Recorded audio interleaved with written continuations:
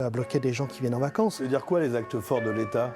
Les actes forts de l'État, c'est de faire respecter la réglementation et d'imposer un retrait immédiat des applications de maraude électronique, pour vraiment qu'on soit dans la réglementation.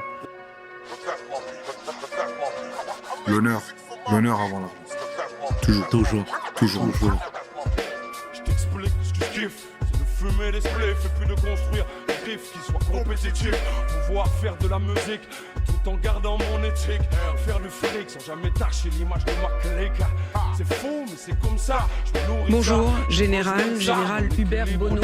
Merci d'avoir accepté de répondre à mes questions sur RMC et BFM TV. Vous êtes le directeur général de la Gendarmerie nationale.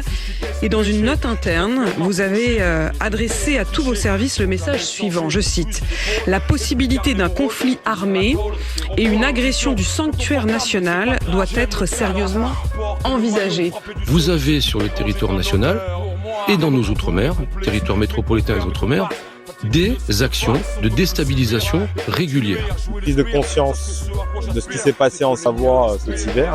Donc une prise de conscience que aussi les pouvoirs publics n'ont pas joué leur rôle.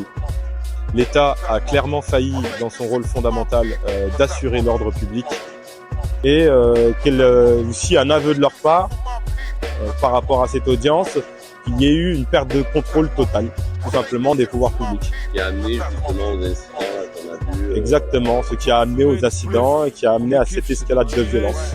Voilà, je le réitère, le seul responsable, et même de l'autre côté les VTC le disent, le responsable c'est l'État, tout simplement. Rappelez-vous les cercueils qui ont été mis sous la Tour Eiffel par exemple, les agressions sur les lignes TGV. Derrière, il y a des gens qui manifestement veulent déstabiliser. Ennemi interne ou ennemi externe? Alors c'est ce qu'on appelle des proxys. Vous regardez qui est à l'origine de ces affaires et vous voyez que ce sont des personnels étrangers en liaison avec des puissances étrangères. Ça peut arriver. Et d'ailleurs, permettez-moi de le rajouter, ce qui existe dans le domaine physique existe aussi dans le domaine immatériel, c'est-à-dire dans le numérique. Les actions contre la France, nos entreprises, nos ministères, elles sont tout à fait régulières et fréquentes. Nos hôpitaux, par exemple, sur des cyberattaques. Donc, je veux dire, c'est un contexte de déstabilisation dans lequel nous pouvons être. Juste en profiter pour rendre hommage à la famille de la victime, le petit jeune Yassine, 22 ans, qui s'est fait percuter la semaine dernière. Il est décédé. Le chauffeur Uber qui l'a percuté travaillait pour un loti de manière illégale. Et ils sont au dépôt, lui et son patron, qui n'avaient pas déclaré.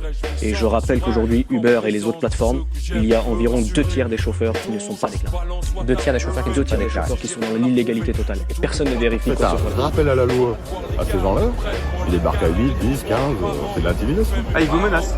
Ah bah oui, carrément. Comment expliquer vos revenus et votre argent pour acheter un appartement, une voiture, un commerce, si vous ne pouvez pas lui donner d'origine légale? C'est là qu'entre en scène le blanchiment d'argent. C'est ce que fait Saul Goodman dans Breaking Bad pour Walter White. Prendre de l'argent sale de la drogue, prendre un petit commerce légal et faire passer l'argent sale en prestations fictives. Il y a même une théorie qui dit « L'argent de la drogue est la seule chose qui a empêché la chute de l'économie mondiale en 2008 ». À cause de cette déréglementation et de cette éborisation directement du secteur, on a une montée des violences, de l'insécurité.